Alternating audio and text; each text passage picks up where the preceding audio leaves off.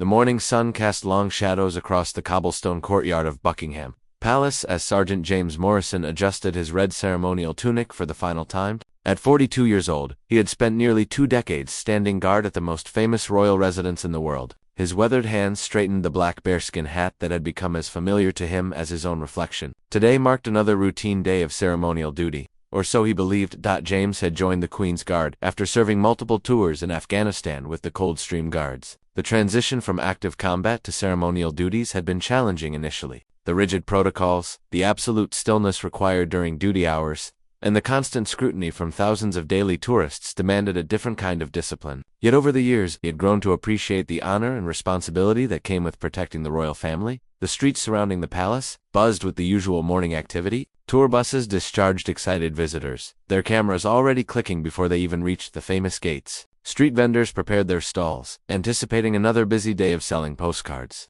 miniature guards, and Union Jack souvenirs to eager tourists. The familiar sounds of London awakened around the palace walls as the city prepared for another day. Inside the guardhouse, James reviewed the day's security briefings with his fellow guards. Intelligence reports indicated no specific threats, and the weather forecast promised a clear, sunny day, perfect for the changing of the guard ceremony. The routine felt comfortable and predictable. He had performed these same duties hundreds of times before, each day blending into the next with military precision. As James took his position outside the palace gates, he noticed the usual crowd beginning to gather. Families with children pressed against the iron railings, hoping to catch a glimpse of the famous motionless sentries. Professional photographers positioned themselves strategically, ready to capture the perfect shot of the colorful ceremony. Tour guides gathered their groups, preparing to share well-rehearsed stories about the history and traditions of the Queen's Guard. Among the growing crowd, a small figure caught James's attention from the corner of his eye. A little girl, no more than 7 years old, stood apart from the other tourists. Her worn clothing suggested modest circumstances, and her anxious expression seemed out of place among the excited faces surrounding her. She clutched something tightly in her small hand, her knuckles white with tension.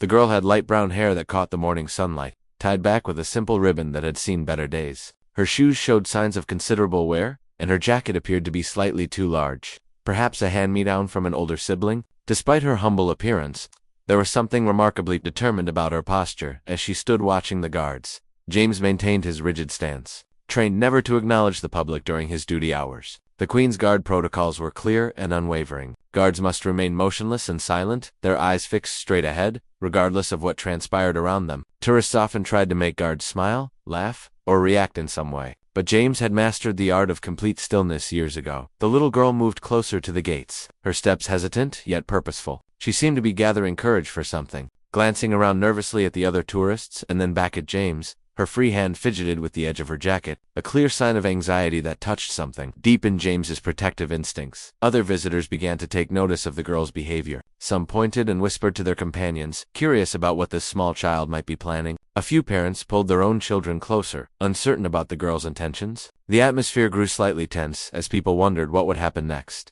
The girl took another step forward. Now standing directly in front of James, she looked up at his towering figure, her eyes wide with a mixture of fear and determination. The bearskin hat made James appear even more imposing than his natural 6-foot frame, and the girl had to crane her neck to see his face beneath the ceremonial headpiece. For several long moments, neither moved. James fought the urge to look down at the child, knowing that breaking protocol could result in serious disciplinary action. The girl stood perfectly still, as if understanding the gravity of the moment and the importance of what she was about to do. The crowd around them grew larger, sensing that something unusual was about to unfold. Cameras focused on the scene, tour guides paused their presentations, and even the street vendors stopped their hawking to watch. The morning air seemed charged with anticipation, as everyone waited to see what this small, determined child would do next. Finally, the girl raised her hand slowly, revealing a crumpled piece of paper that she had been clutching so tightly. Her hand trembled slightly as she extended it toward James, offering him what appeared to be a handwritten letter. The paper showed signs of careful handling, as if it had been folded and unfolded many times. James felt his heart rate increase despite his outward calm. This was unprecedented in his experience. While tourists often tried to interact with the guards, they typically attempted to provoke reactions through silly faces, loud noises, or inappropriate behavior. Never had he encountered such a serious, purposeful approach from someone so young. The girl's eyes never left James's face as she continued to hold out the letter. Her expression conveyed an urgency that seemed far beyond her years, as if the contents of that simple piece of paper carried enormous importance. Tears began to form in the corners of her eyes, not from sadness, but from the overwhelming weight of whatever had brought her to this moment. James knew the rules by heart. Guards were forbidden from accepting items from the public, engaging in conversation, or breaking their ceremonial stance for any reason short of a genuine security threat. The protocols existed for good reason, protecting both the guards and the royal family from potential dangers. Every fiber of his military training told him to maintain his position and ignore the girl's plea. Yet something about this moment felt different. The girl's desperation was palpable, her need genuine and urgent. James had developed strong instincts during his years of service, both in combat and ceremonial duty. Those instincts were now telling him that this small child represented no threat, but rather someone in desperate need of help. The seconds stretched into what felt like hours as James wrestled with his decision. The weight of protocol pressed against his human compassion, creating an internal struggle that threatened to show on his usually impassive face. The girl continued to wait patiently, her small hand still extended, her eyes filled with hope that someone in authority would finally listen to her plea. Unknown to James, this moment would become the catalyst for a series of events that would challenge everything he believed about duty, protocol, and the true meaning of service. The little girl's letter contained words that would soon echo through the highest levels of the royal household and beyond. The tension in the air became almost unbearable as James stared straight ahead, his military discipline warring with his human instincts. The little girl remained motionless, her small hand still extended with the crumpled letter, her eyes never wavering from his face. The crowd had grown silent. Sensing the gravity of this unexpected moment unfolding before them, James could feel sweat beginning to form beneath his heavy ceremonial uniform despite the cool morning air. His training screamed at him to maintain protocol, to remain the stoic, unmovable figure that tourists expected to see. Breaking ranks during ceremonial duty was a serious offense that could result in court-martial, demotion, or dismissal from the elite Queen's Guard regiment. The girl's bottom lip began to quiver slightly, not from cold but from the emotional weight of whatever crisis had brought her to this desperate moment. She whispered something so quietly that only James could hear it, her voice barely audible above the ambient noise of the London street. "Please, sir, my mummy needs help." Those 5 simple words cut through James's military resolve like a blade. He had heard countless pleas, jokes, and attempts at conversation during his years of guard duty. But something in this child's voice carried a sincerity and desperation that touched his very core. The way she said "mummy" with such innocence and hope made his chest tighten with emotion he struggled to suppress.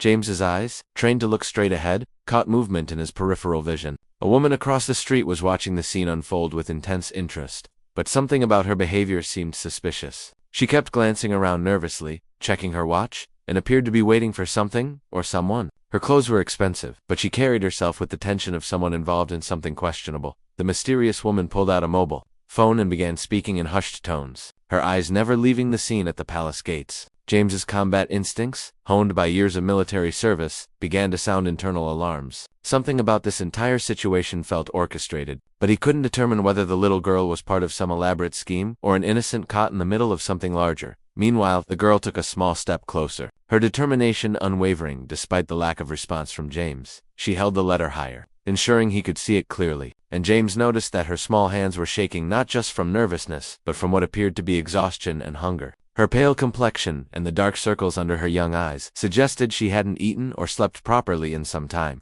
"My mummy is very sick," the girl continued in her whispered voice, speaking only loud enough for James to hear. "The doctors won't help us anymore because we don't have money. I wrote to the Queen because teacher said she helps people in trouble. Please, sir, will you give this to her?" The sincerity in her voice was unmistakable, and James felt his resolve beginning to crack. This wasn't some tourist prank or attempt to get a reaction for social media. This was a desperate child who had somehow concluded that the Queen of England was her family's last hope for survival. The innocence of that belief, combined with the courage it must have taken for such a young child to approach a royal guard, was both heartbreaking and inspiring.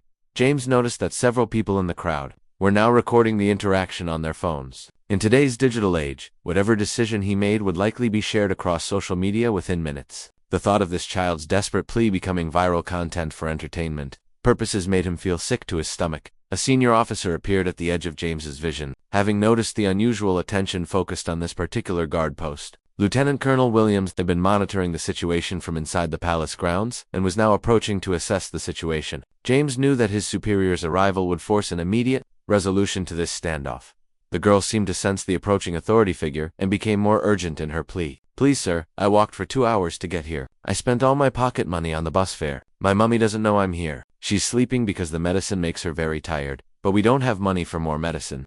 Her words painted a picture of a desperate situation that no child should have to face. James could imagine this brave little girl carefully planning her journey to the palace. perhaps looking up bus routes and counting her meager savings to afford the fare. The image of her tiptoeing out of her home while her sick mother slept, clutching her carefully written letter, was almost too much to bear. Lieutenant Colonel Williams was now close enough that James could hear his measured footsteps on the cobblestones. The officer's approach meant that James had perhaps 30 seconds to make a decision that would define not only his career but potentially this child's future. The weight of that responsibility pressed down on him like a physical force. The girl noticed the approaching officer and her eyes widened with fear. She had probably never been this close to so much authority in her young life, and the sight of another imposing military figure seemed to shake her confidence. Yet she stood her ground, her small body trembling but her hand still extended with the precious letter. "Please don't let them send me away," she whispered desperately to James.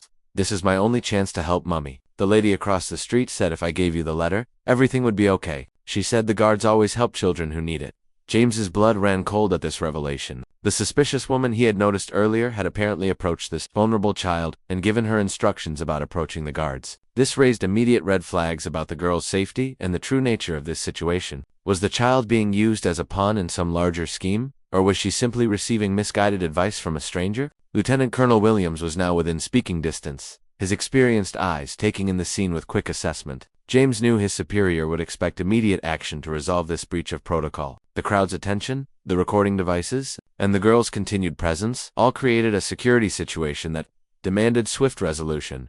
The girl looked up at James one final time, her eyes filled with a mixture of hope and desperation that seemed to pierce straight through his ceremonial armor to touch his soul. In that moment, James realized that all his years of military service, all his training and discipline, had prepared him for this single moment of moral decision. Time seemed suspended as James weighed his options. He could maintain protocol, ignore the girl's plea, and allow his superior to handle the situation through official channels. Or he could take the unprecedented step of accepting the letter, knowing that doing so would irrevocably change not only his own life but potentially the lives of this desperate child and her ailing mother. The fate of 3 lives hung in the balances. Lieutenant Colonel Williams's footsteps grew closer, and the girl's desperate eyes pleaded for someone, anyone, to finally listen to her cry for help. The next few seconds would determine whether protocol would triumph over compassion, or whether one man's decision to break the rules would open the door to an extraordinary chain of events that would capture the attention of the entire nation.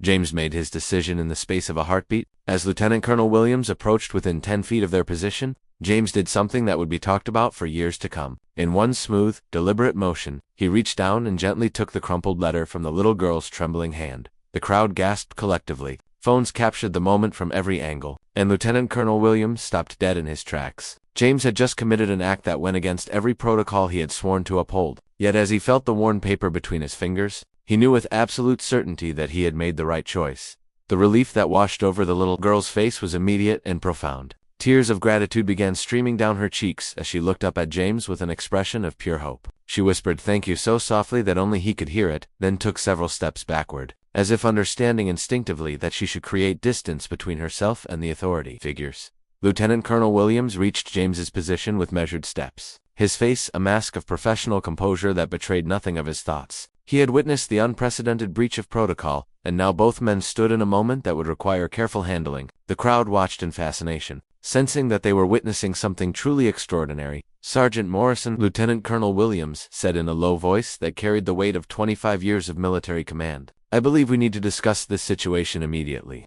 James maintained his ceremonial stance, the letter now concealed within his white gloves, but he nodded almost imperceptibly to acknowledge his superior's words. He knew that his career hung in the balance, but something about the child's desperate sincerity had convinced him that some things were more important than rules and regulations. The mysterious woman across the street had disappeared during the commotion, leaving behind more questions than answers about her role in the situation. Had she genuinely been trying to help the child, or was there something more sinister at play? James filed this concern away for later investigation, focusing instead on the immediate consequences of his actions. Lieutenant Colonel Williams gestured subtly toward the guardhouse, indicating that they would continue this conversation away from the public eye. As they began to move, James caught sight of the little girl being approached by a concerned-looking woman, who appeared to be asking if she was alone. The child nodded and pointed in the direction from which she had come, apparently explaining her journey to the palace. Inside the guardhouse, James carefully removed his ceremonial gloves and handed the letter to his superior officer. Lieutenant Colonel Williams examined the envelope, which bore the careful handwriting of a child. Written in purple crayon were the words to Her Royal Majesty the Queen. From Emma Thompson, age 7. "Tell me exactly what happened out there," Sergeant Williams said, his tone professional but not unkind. And don't leave out any details, no matter how insignificant they might seem.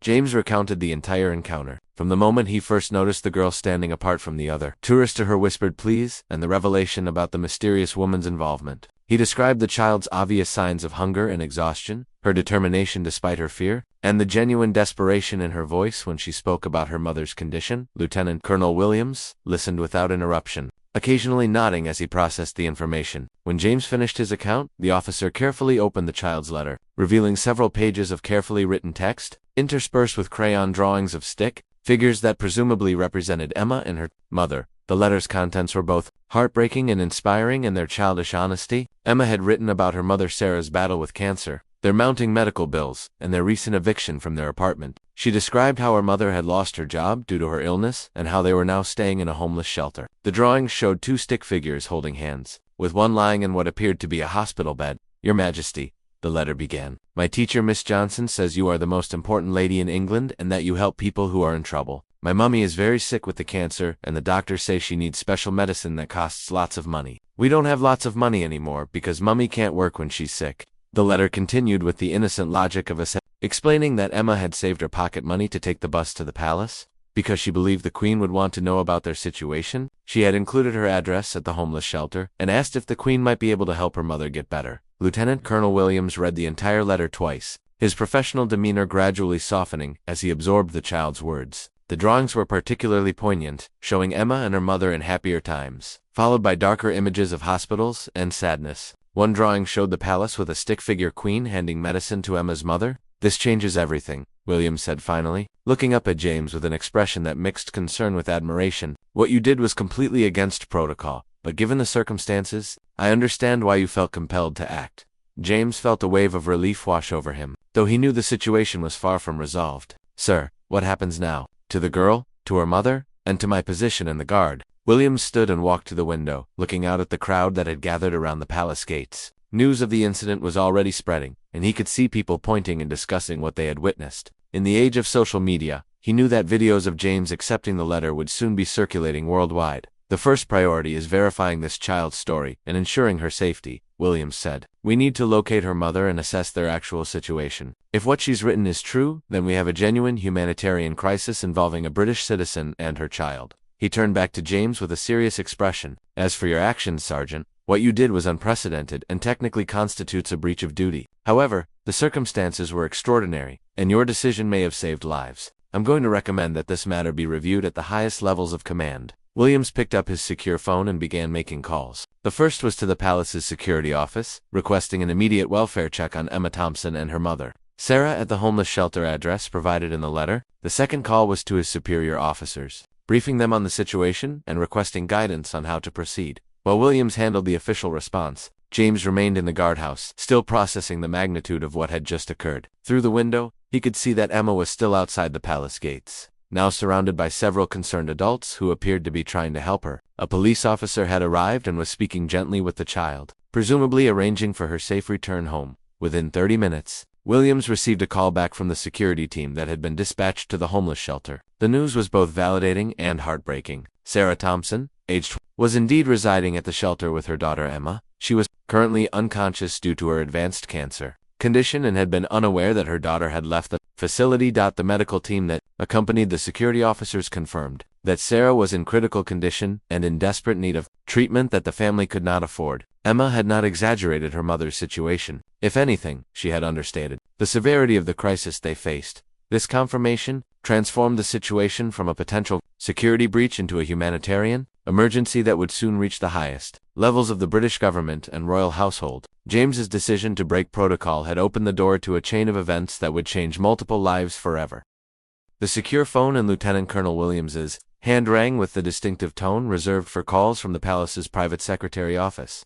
The caller was Sir Michael Harrison, the Queen's private secretary, whose calm voice carried the weight of decades managing the most sensitive situations involving the royal family. "Colonel Williams, I understand we have an unusual situation that requires immediate attention," Sir Michael said without preamble. "I've been briefed on the basic facts, but I need a complete assessment of what occurred and the current status of all parties involved." Williams provided a comprehensive briefing, including the verification of Emma and Sarah Thompson's circumstances, the child's current location with social services, and the media attention already beginning to build around the incident. He emphasized James's character and service record, making it clear that the sergeant's breach of protocol had been motivated by genuine humanitarian concern rather than any disregard for duty. The situation is delicate, Sir Michael acknowledged. News outlets are already picking up the story from social media posts, and we expect significant public interest. Her Majesty has been informed of the basic facts and has requested a full briefing within the hour. The implications of royal involvement sent ripples of both excitement and concern through the palace staff.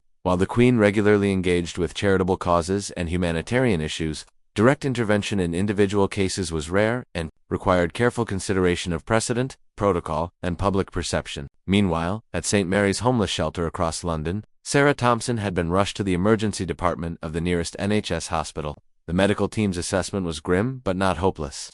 Her condition had deteriorated significantly due to lack of proper treatment, but with immediate intervention, there was still a chance for recovery. Emma sat in a social worker's office at the shelter, clutching a worn stuffed rabbit that served as her primary comfort during these difficult times.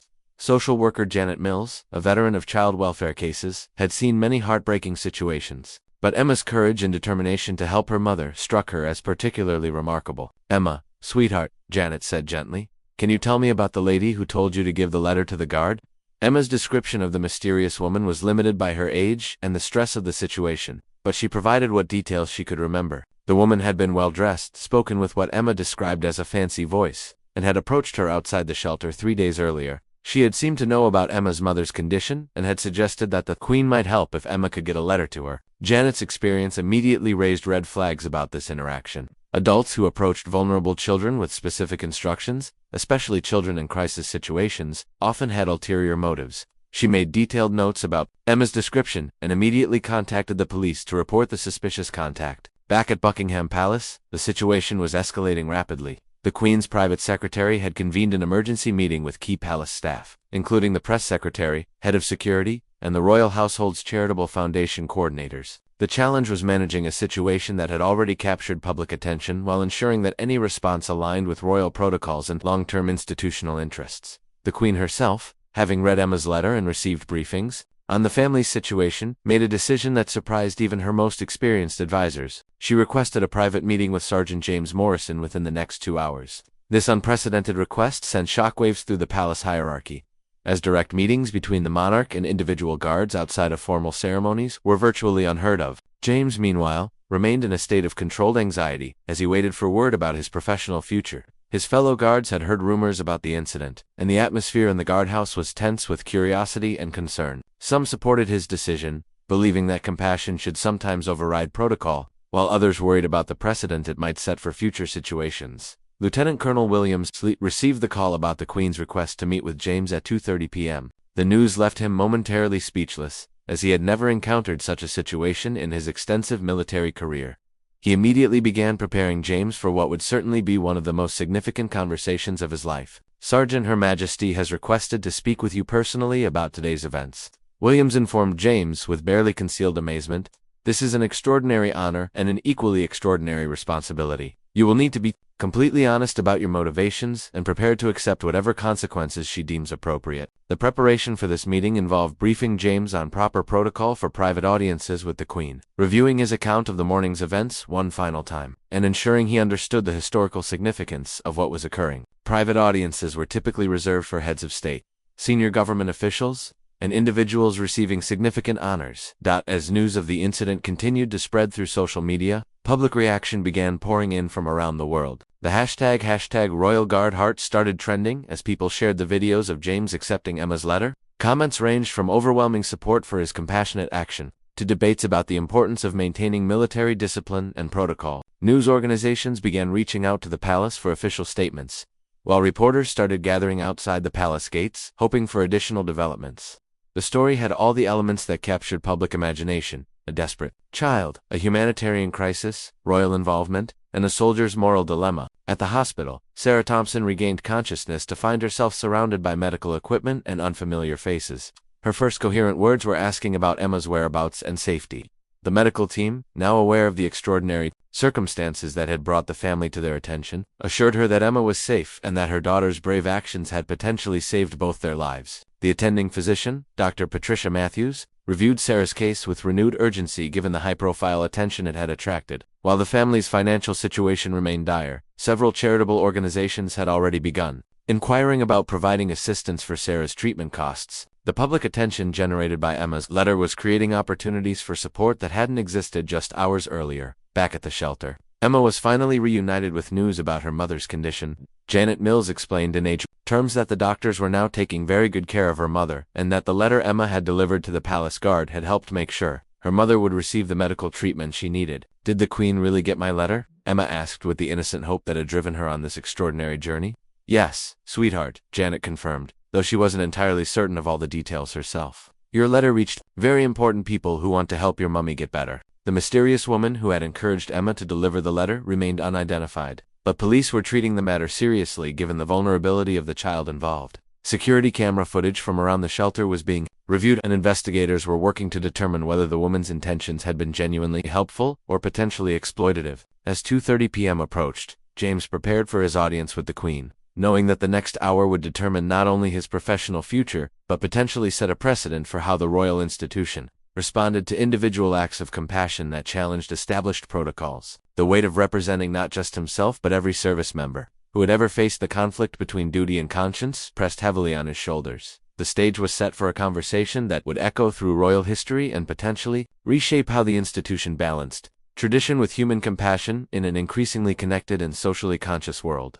James Morrison walked through the corridors of Buckingham Palace with Lieutenant Colonel Williams beside him, their footsteps echoing softly on the polished marble floors. The weight of nearly 2 centuries of royal history seemed to press down upon them as they made their way toward the most important meeting of James's life. Portraits of former monarchs gazed down from gilded frames, silent witnesses to the unprecedented nature of what was about to unfold. The Queen's private study was located in the private apartments, a room that few outside the immediate royal circle had ever entered. James had served at the palace for years but had never ventured beyond the public ceremonial areas and guard facilities. The intimate setting chosen for this meeting spoke volumes about the personal nature of the Queen's interest in the situation. Sir Michael Harrison met them outside the study doors, his demeanor professional yet tinged with curiosity about how this extraordinary situation would resolve. He provided James with final protocol reminders, though both men understood that this meeting would likely transcend normal ceremonial procedures given its unique circumstances. "Sergeant Morrison," Sir Michael said quietly, "Her Majesty appreciates directness and honesty above all else. Be respectful but speak truthfully about your motivations and thoughts. This conversation will remain completely confidential unless you choose to share details afterward." The study door opened, and James found himself in the presence of the monarch he had sworn to protect and serve. The Queen, then in her 90s, sat behind an elegant desk covered with state papers, correspondence, and Emma's carefully written letters spread open before her. Despite her advanced age, her eyes remained sharp and intelligent, missing nothing as she assessed the man who had broken centuries of protocol for a child's desperate plea. "Please, sit down, Sergeant Morrison," the Queen said, her voice carrying the refined accent that had addressed the nation through decades of triumph and crisis. "I wanted to speak with you personally about this morning's events because they represent something quite remarkable in my long experience." James took the offered seat, maintaining perfect posture despite the surreal nature of finding himself in casual conversation with the sovereign. The room was surprisingly intimate, filled with personal photographs, books, and mementos that revealed the human side of the constitutional monarchy he served. "Your Majesty, I want to express my deep regret for breaking protocol," James began, but the Queen raised her hand gently to interrupt him. "Sergeant, I did not ask you here to apologize for your actions. I asked you here because in 70 years of interaction with my guards, I have never witnessed such a compelling demonstration of the values that truly matter in service to others." She picked up Emma's letter, handling it with obvious care and respect. "This child's letter has moved me profoundly," the Queen continued, "not just because of her desperate circumstances, though those are indeed heartbreaking, but because of the faith she placed in the institution of the Crown to help those in need, her belief that writing to me would somehow help her mother. It speaks to something fundamental about what the monarchy should represent." James listened intently as the Queen explained how Emma's letter had reminded her of countless similar pleas she had received over the decades, many of which had resulted in quiet interventions and assistance that never made public headlines. The royal household's charitable work often operated behind the scenes, helping individuals and families in crisis without fanfare or publicity. "What strikes me most about your decision," the Queen said, looking directly at James, "is that you recognize the genuine nature of this child's need despite the risk to your career. That kind of moral courage is precisely what I hope to see in those who serve the Crown." She went on to explain that she had already been in contact with the NHS administrators overseeing Sarah Thompson's care, ensuring that the family would receive all necessary medical support without regard to their financial circumstances. Additionally, the Royal Foundation was arranging for housing assistance to help the family transition out of the homeless shelter once Sarah's condition stabilized. But beyond the immediate assistance, the Queen said, this situation has prompted me to consider how we might better formalize opportunities for members of the public to reach the Crown with genuine emergencies. Perhaps there should be official channels that don't require a 7-year-old girl to approach an armed guard with a handwritten letter. James felt overwhelmed by the magnitude of what was being discussed. His simple act of accepting a child's letter had apparently catalyzed conversations about systemic changes in how the royal household engaged with citizens in crisis. The weight of that responsibility was both humbling and terrifying. Your Majesty, I acted purely on instinct, James admitted. When I looked into that little girl's eyes and heard the desperation in her voice, everything else seemed less important than helping her reach someone who might be able to make a difference. The Queen smiled with what appeared to be genuine warmth. That instinct, Sergeant, is exactly what distinguishes a truly good person from someone merely following orders. The ability to recognize when humanity must take precedence over procedure is a rare quality that should be celebrated, not punished. She informed James that not only would he face no disciplinary action for his breach of protocol, but that she was considering him for a commendation, recognizing his compassionate service. The irony that breaking the rules might result in official recognition for exemplary conduct was not lost on either of them. The conversation turned to the mysterious woman who had approached Emma with instructions about contacting the guards. The Queen had been briefed on the police investigation and expressed concern about adults who might exploit vulnerable children, even with seemingly helpful intentions. She emphasized the importance of ensuring Emma's safety while the investigation continued. There are people in this world, the Queen observed, who see opportunity in others' desperation. Whether this woman's motives were genuinely helpful or more complex remains to be determined. But Emma's safety must be our primary concern throughout this process. As their meeting drew to a close, the Queen shared something that surprised James completely. She revealed that she had already arranged to meet with Emma personally once her mother's condition stabilized. Wanting to thank the brave little girl who had reminded everyone about the true purpose of public service, I think Emma Thompson has taught us all something important about courage, determination, and the power of believing that help is possible, even in our darkest moments, the Queen said. Her letter will be preserved in the royal archives as a reminder of these values. James left the meeting with his mind reeling from the extraordinary turn his life had taken in just a few hours. From a routine morning of ceremonial guard duty, he had found himself at the center of a story that was rapidly becoming international news. Personally commended by the monarch, he served and instrumental in saving 2 lives. Outside the palace, news crews had established a permanent presence as the story continued to evolve. Public support for James's actions was overwhelming, with people from around the world sharing their own stories of times when compassion had trumped protocol. The #RoyalGuardHeart had generated millions of posts, many calling for James to receive official recognition for his actions. At the hospital, Sarah Thompson's condition continued to improve with proper medical care. The outpouring of public support had resulted in numerous offers of assistance, from medical bill payments to job opportunities for when she recovered. Emma's desperate letter had not only reached the Queen, but had touched the hearts of people worldwide. The investigation into the mysterious woman continued, with police following several leads based on security camera footage and witness descriptions, regardless of her identity or motives. Her suggestion to Emma had inadvertently triggered a chain of events that would have lasting positive consequences for the Thompson family and potentially influence royal protocol for generations to come.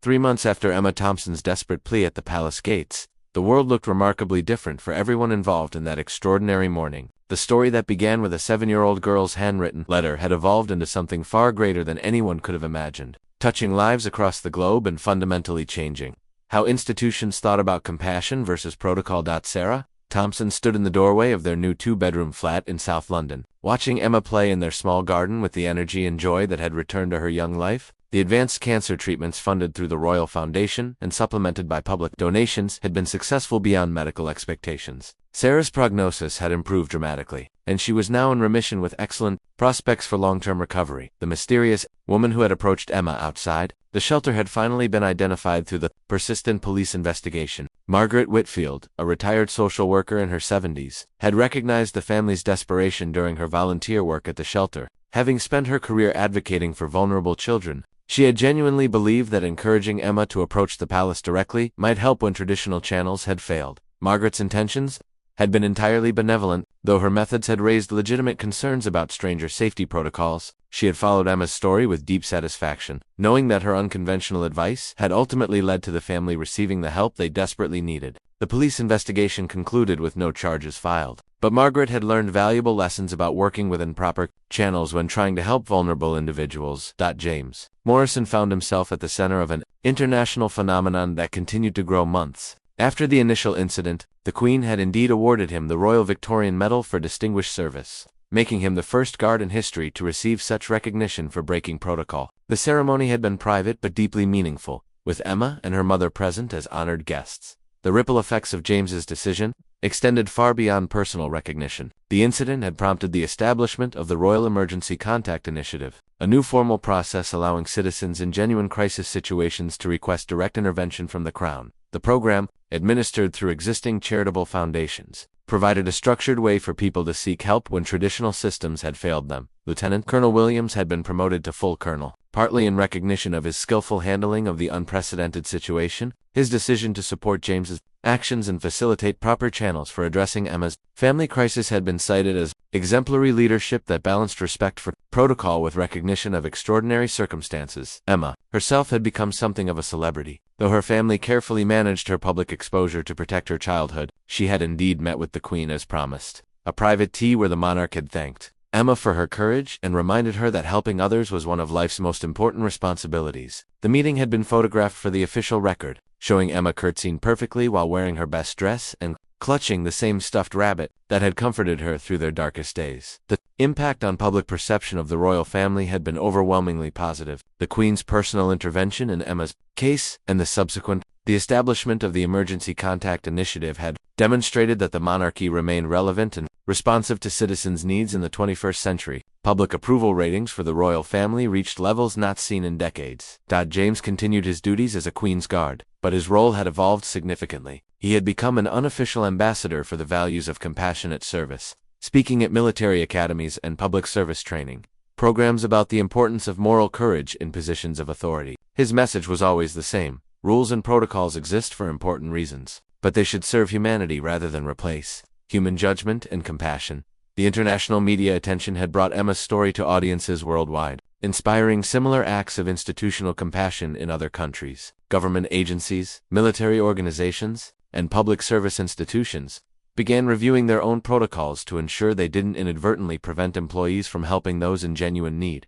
Educational programs incorporated Emma's story into curricula about civic engagement, courage, and the importance of believing that positive change is possible. Children around the world wrote their own letters to leaders, many citing Emma's example as inspiration for speaking up about problems they observed in their communities. Sarah Thompson had returned to work, though in a new capacity that allowed her to help other families facing medical crises. The experience of nearly losing everything had given her unique insight into navigating healthcare systems and social services. She spent her free time volunteering with organizations that assisted families dealing with serious illnesses, often sharing her story to provide hope to others in desperate situations. The homeless shelter where the Thompson family had lived during their crisis received substantial donations inspired by Emma's story. The facility was able to expand its services, providing better support for families with children and establishing a dedicated fund for emergency medical assistance. Emma's letter had literally improved conditions for hundreds of other families facing similar struggles. Emma herself had grown remarkably from the experience, though she remained fundamentally the same, caring, determined child who had walked 2 hours to deliver her letter to a stranger in uniform. She understood that her courage had helped not just her mother but many other people as well. The responsibility of that knowledge sat lightly on her young shoulders, manifesting mainly in increased confidence and a continued desire to help others whenever possible. The stuffed rabbit that had provided Emma comfort throughout their ordeal now sat in a place of honor in their new home, a symbol of resilience and hope that had traveled from homeless shelter to Buckingham Palace and back to a secure, loving environment. Emma had named the rabbit Hope after learning what the word meant, declaring that everyone should have something to help them remember that better days were possible. James kept a framed copy of Emma's original letter in his locker at the guardhouse, a daily reminder of why he had chosen to serve others and what that service truly meant. His fellow guards had initially been divided about his breach of protocol, but the positive outcomes and official recognition had convinced even the most rigid traditionalists that sometimes the spirit of duty transcended its literal interpretation. The Queen, in her annual Christmas address to the Commonwealth, had referenced Emma's story without naming her directly, Speaking about the courage of ordinary citizens who refuse to accept that suffering is inevitable, she had emphasized that the strength of any institution lay not in its rules, but in its ability to serve the people it was meant to protect. Looking back on that extraordinary morning, everyone involved recognized that they had participated in something far more significant than a single act of kindness. Emma's letter had opened a door between the people and their institutions, proving that genuine human connection could bridge even the most formal barriers when motivated by authentic need and compassionate response. The story continued to inspire new generations of public servants who understood that their highest duty was not to protocols or procedures, but to the human beings those systems were designed to serve. Emma Thompson's 7-year-old belief that help was possible had created a legacy of hope that would endure long after the immediate crisis had passed, reminding everyone that sometimes the most important changes begin with the smallest acts of faith and courage. In the end, a little girl's desperate letter had done more than save 2 lives. It had reminded an entire nation that the best institutions are those that never forget their fundamental purpose: to serve humanity with compassion, courage, and unwavering dedication to doing what is right, even when it requires breaking the rules to honor a higher calling.